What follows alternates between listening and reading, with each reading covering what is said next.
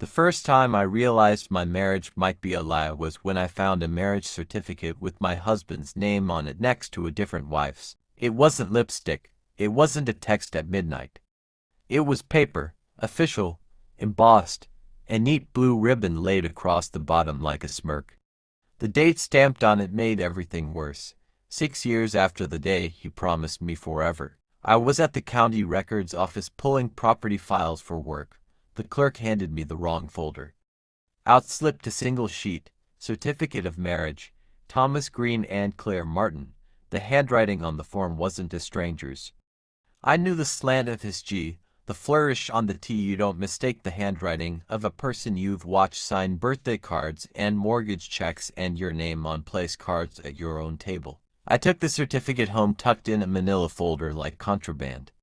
I waited until he fell asleep. I searched our house like a person who already knows the answer.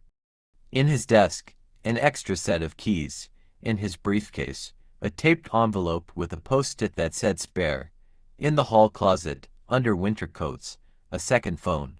On the second phone, photos.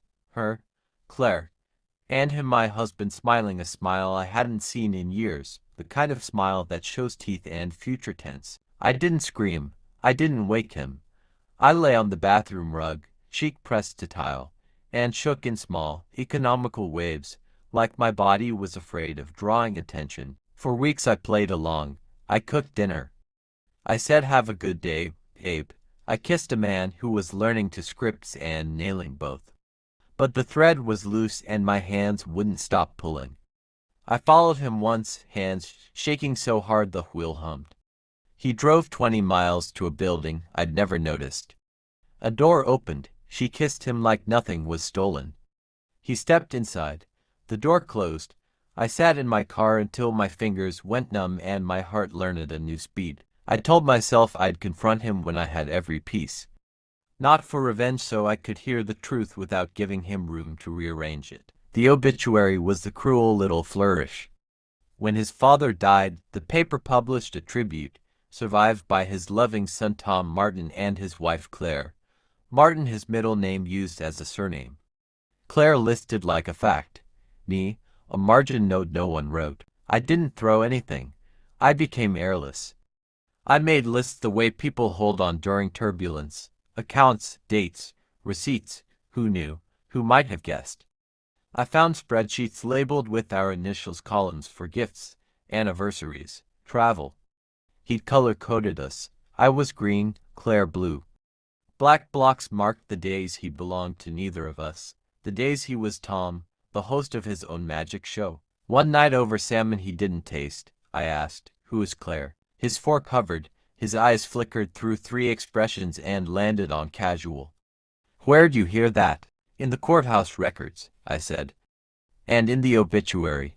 And in your other phone." Something in him deflated like a tent losing its poles. He reached for a line he'd prepared for another audience. "It's complicated." "No," I said. "It's administrative." He slept at a hotel. The house kept breathing. The dog slept on my shoes like he understood custody better than any judge. 2 days later my phone rang with a woman's voice I recognized without ever having heard. "Are you Thomas's wife?" she asked, careful as a person carrying a hot pan. "Because I think I am too." We met at a cafe under lights too bright for mercy. Claire had the kind of pretty that looks like good lighting and hydration, healthy, uncomplicated. We sat across from each other like mirrors in a funhouse. She thought I was the mistress. I thought she was. We pressed our notes together and watched a double life assemble itself from receipts. She showed me her ring. It was almost identical to mine. He hadn't even bothered to be original. She showed me their courthouse photo, just him and her and a judge, with a smile that belonged to a man who believes in paperwork. I showed her the certificate I'd found with the blue ribbon and the date that made me dizzy. We were not enemies. We were a coincidence someone engineered. The district attorney's office spoke in a grammar I had to learn. Bigamy is a charge, fraud is a spreadsheet. Trust is reliance, harm is loss. "We'll need your statements," the prosecutor said. "We'll need photos, texts, bank records." We'll need your marriage certificate and evidence you acted in good faith. Good faith. I wanted to tell her faith is not a legal term, it's a religion. But I brought what they asked for in a canvas tote labeled Farmer's Market because irony enjoys errands. Thomas texted the sameness he'd honed. You're making a mistake. Lawyers feed on pain. We can talk. There's context. He sent a selfie, hood up, eyes read the face that had once undone me after fights. I did not reply. Claire sent me screenshots of the message he'd sent her. The same sentences, same commas, different pet name. He was a cover band playing his hits. At the first hearing he wore a suit that remembered better days. His lawyer argued non-traditional family arrangement. The judge pinched the bridge of his nose and asked about tax returns. I told the truth without flourish. We had one mortgage, one Christmas tree, one set of dishes that chipped in exactly the places couples forgive and then learn to avoid. Did you consent? They asked. I said no.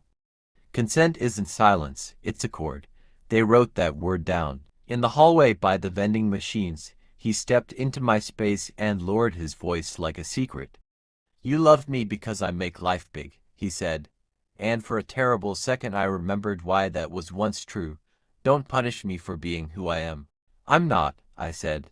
I'm punishing you for making me small. Leon, the therapist my sister found for me, asked, what did you need the night you saw the certificate? I said, a bad dream. She nodded. What did you need the day you followed him to the other apartment? I said, a witness. She wrote something down and asked, who can be that witness now? I said, me. Claire and I made rules. No midnight dissection of him. Daylight only. Saturdays became our standing hour. We learned each other's coffee orders, each other's tills. We traded evidence like kids once traded stickers, calendars, banking PDFs, the photo of his grill being moved from her patio to mine like a migratory ritual. One morning she brought a shoebox, 2 flash drives and a stack of index cards, each with a date and a lie. She'd cloned his laptop before he changed passwords. We opened files and saw ourselves cataloged with care and cruelty. A sheet labeled gifts showed separate columns J and C with notes like necklace do not repeat, perfume she noticed, book buy too different. It was devotion measured in duplication. It was tenderness without intimacy, management without love. When bills started stacking the way dread does, I sold the yellow house with the siding we'd argued about in spring. A couple with the glow of first-time buyers sent me a photo a month later. The door painted teal, a plant thriving where our arguments used to hang. The dog rode shotgun to a small apartment that smelled like lemon and other people's hope. I ate toast on the floor and slept without listening for keys. Trial days tasted metallic. The prosecutor's tone had the mercy of precision. She put the calendar up on a screen, green for my days, blue for Claire's, black for his vanishings. The jury leaned forward like people watching a magician reveal the slit in the hat. The defense tried to tell a story about generous hearts and complicated needs. The judge preferred verbs: signed, filed, deposited, lied. On day 3, the prosecutor asked me to read a text Thomas sent me on our anniversary the same night he took Claire to dinner. I'm at work late but thinking of you so hard. I read it without shaking and thought, there is no font for a man's face when he is to men. Verdict: guilty on bigamy, guilty on fraud, not guilty on one tax count because juries are rivers and rivers take their own paths. 2 years, restitution, a booking photo that removed his charm like all stripped from a pen. He wrote from prison, letters with the sincerity of a student who finally discovered the page. He wrote about book club and accountability, about the chaplain, about how he thinks of me when it rains. I recycled the envelopes like a sacrament to the god of garbage. He wrote Claire too. She sent me a photo of the letters stacked neatly in her bin. We celebrated with muffins. Survival is administrative. In the quiet after the storm, choices felt suspiciously simple. White towels or gray, dinner at 6 or 7. Saying yes to a walk when the body wants a couch. I learned to enjoy small, non-performative decisions. I dated a man named Joel who asked permission to leave a toothbrush and meant the question. I told him I wanted a small life that didn't audition. He laughed like he'd been practicing that line alone. We put his toothbrush in a glass next to mine like a ceasefire with history. Claire and I tried not speaking for a while, to see if normal would grow back. It didn't. We met again in our booth under the two honest lights. She brought an album not of him but of us clippings, our victim impact statements, the photo of us outside the courthouse where we looked like women about to start a small, ethical empire. I don't want him to be why we know each other, she said. But he is. Maybe he's not the why, I said. Maybe he's the how. The why can be we wanted to be witnessed when the world tried to write over us. On the verdict anniversary we hosted a tiny night at the cafe called Parallel No More. A handful of women from my inbox came. We told the stories without his name, as if removing the noun could keep him from being summoned. A 20-something at the end asked, "How do you know it won't happen again?" We told the only honest thing. We don't. Then I added, but we know the feel of the floor when it holds. Sometimes I still dream in duplicate, to kitchens, to Christmases, to wives rehearsing their lines in rooms with the same lamp. I wake and count single things: one dog, one window, one cup, one toothbrush, and the numbers are a lullaby. Sometimes a county system burps and sends an auto-generated letter to Tom and Claire. I forward it with the subject "The server wants a reboot," and Claire writes back, "Cancel the show." We include a muffin emoji. Our humor has a pantry now. You want to know about revenge? People always do. I wanted it too, until I realized revenge is a cousin of rehearsal. It keeps you in the play. Freedom is leaving the theater and learning how to be bored without panic. There's a folder in my cabinet labeled Archive where the blue ribbon certificate now lives. It is not an altar, it is a record. When I file my lease behind it, I think about the difference between paper that asks to be believed and paper that simply is. I think about the way I used to let myself be narrated and the way I narrate now. If you need a moral, I can't sell you one wholesale. I have smaller units. Tacos the night the jury said the word you hope they'll say. Till paint on a door you don't own anymore. A therapist who asks permission before offering an interpretation. A dog who chooses your shoes and thus decides where home is. I have the sentence I tell myself when ghosts knock. What he did is not who I am.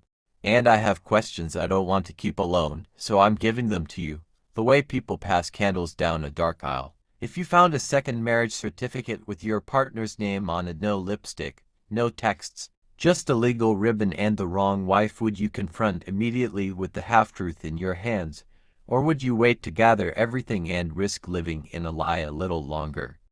Which has cost you more in your life so far, patience or speed? And if you've ever had to choose between revenge and freedom, which one let you sleep? Because this is a story about betrayal, yes. But more than that, it's a story about authorship. About choosing the tone of your own aftermath. Crazy, right? Subscribe so you don't miss the next one.